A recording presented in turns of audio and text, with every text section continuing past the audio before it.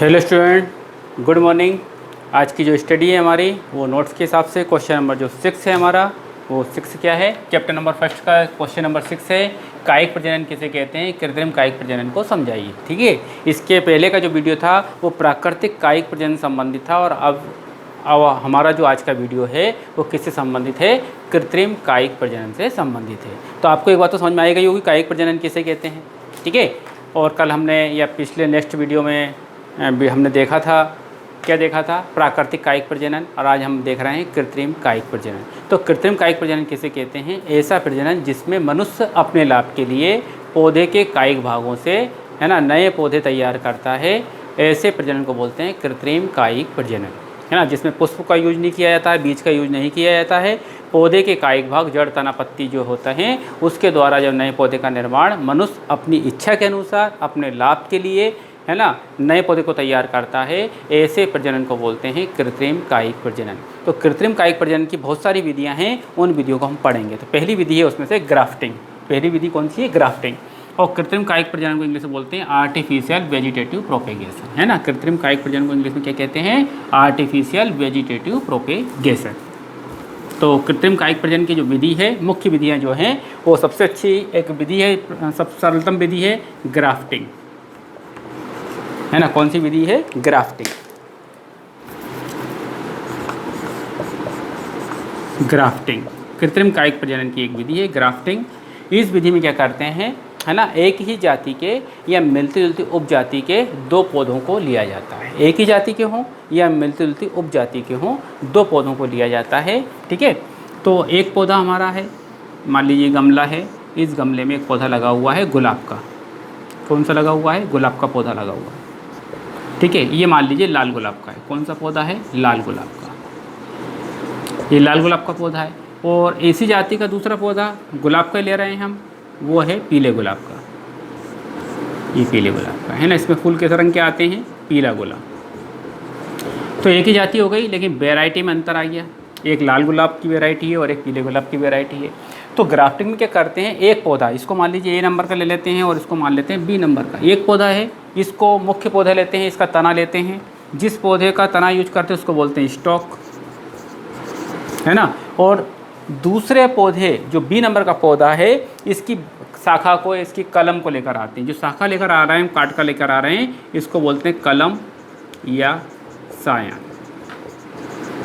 और इस कलम को इसके ऊपर प्रत्यारोपित कर देते हैं।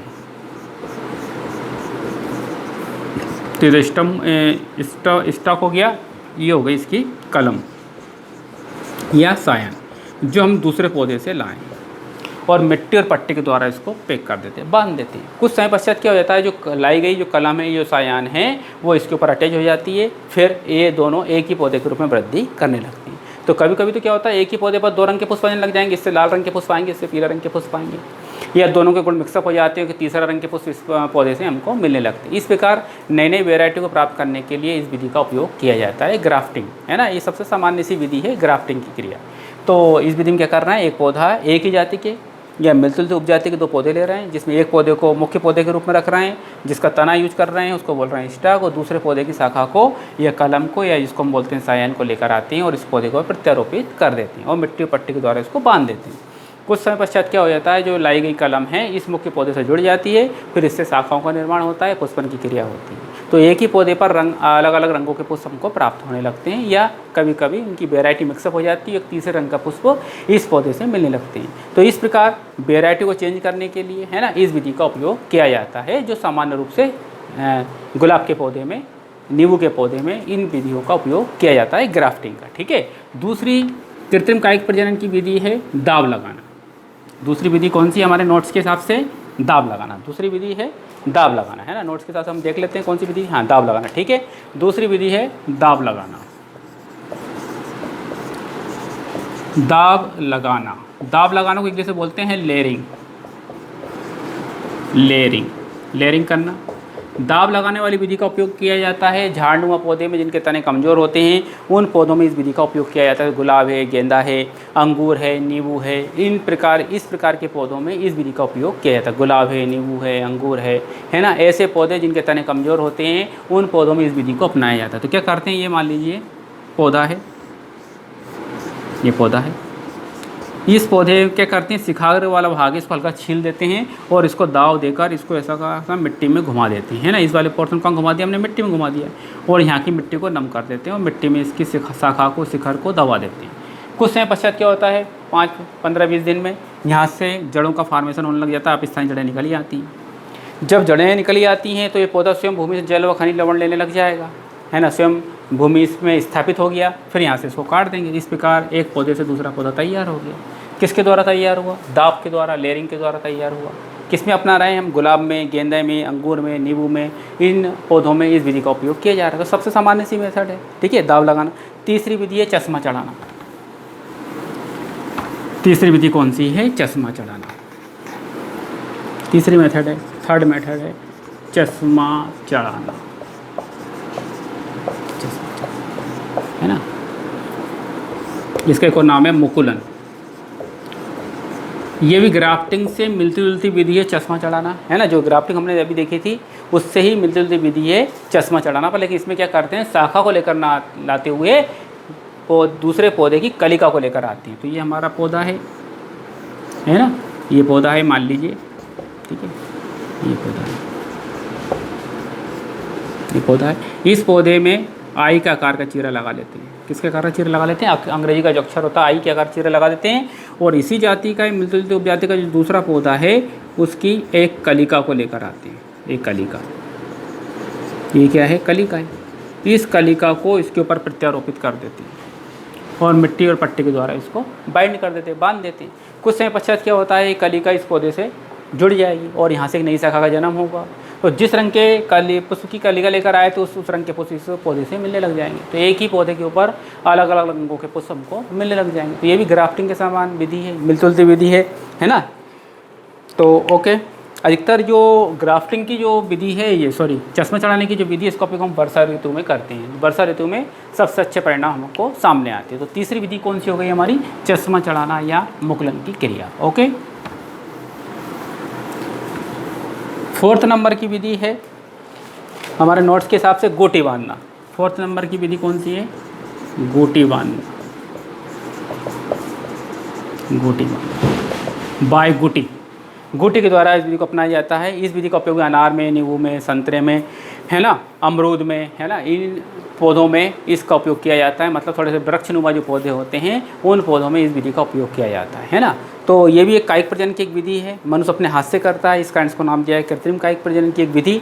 इसमें क्या करते हैं, एक पौधे का चयन किया है, ऐसे पौधे का चयन करते हैं जिसमें एक के ऊपर दूसरी शाखा लगी हुई हो। ये मान लीजिए अमरूद का पौधा है। किसका पौधा है, अमरूद का है। तो एक शाखा तो ये है, उसके ऊपर एक और शाखा लगी हुई है। तो जो नीचे वाली शाखा है इसके ऊपर की जो छिलटा है, वो उसकी त्वचा है, उसको हटा दिया जाता है, मतलब घाव बना दिया जाता है। उस घाव के ऊपर मिट्टी का लेपन कर दिया जाता है ना। मिट्टी को पट्टी के द्वारा इसको बांध देते हैं।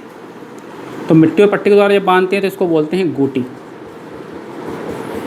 क्या बोलते हैं, गुटी। अब गुटी को हमेशा नम बना रहना चाहिए। नम बना रहने के लिए क्या करते हैं, या तो हम बार बार उसमें पानी डालें तो नम बनी रहेगी, लेकिन बार बार पानी डालने जाएंगे तो क्या होगा, बहुत मेहनत हो जाएगी हमारी, बहुत टाइम वेस्ट हो जाएगा, क्योंकि ये लगभग 25-30 दिन का समय लेगी, तब जाके नया पौधा बनेगा। तो इसके लिए करते हैं, इसके ऊपर एक मटकी लटका देते हैं, ऊपर वाली शाखा के ऊपर ये मटकी को लटका दिया और मटकी हमने क्या भर दिया, पानी भर दिया, पानी भर दिया। इस मटकी के तली में छेद कर देते हैं और छेद से एक धागा लटका देते हैं, है ना। ये क्या है, मटकी है, पॉट है, और ये क्या है, इसका धागा। तो धागा किसके ऊपर टच कर रहा है, इस गोटी से टच कर रहा है। तो मटकी से जो पानी है रिस रिस कर धागे की सहायता से कहाँ आएगा, गोटी के ऊपर आएगा। तो गोटी लंबे समय तक नम बनी रहेगी। नम बनी रहेगी तो क्या होगा, 20-25 दिन में, महीने भर के अंदर गोटी वाले स्थान से अपस्थानी जड़ों का निर्माण हो जाएगा। जब जड़ों का निर्माण हो जाएगा फिर इस शाखा को हम यहाँ पर काट देंगे तो गोटी वाला जो भाग है, जो भूमि के संपर्क में लाएंगे, जिसमें जड़ें थी, यहाँ से एक नया पौधा बन जाएगा, नया पेड़ बन जाएगा। तो ये चौथी विधि हो गई हमारी, गोटी बांधना। बहुत ही इंटरेस्टिंग विधि है, सबसे सरलतम विधि है। आपको कोई रटने की ज़रूरत नहीं है, केवल इसको समझने की ज़रूरत है। चौथी विधि हो गई हमारी। पांचवी विधि है इन आर्चिंग। पांचवी मेथड कौन सी है, इन आर्चिंग।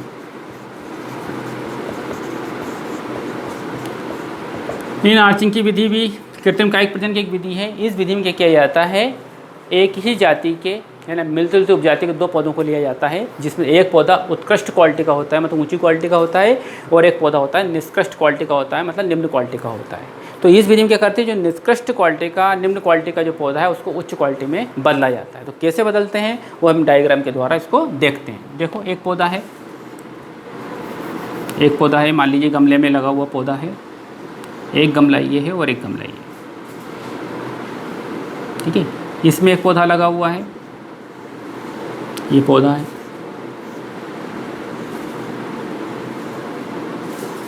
ये पौधे की लिप्स हैं। ये दूसरा पौधा हम बनाएंगे यहाँ से, ये दूसरा पौधा है, ये दूसरा पौधा इससे जोड़ देंगे, ये पौधा इससे जोड़ दिया।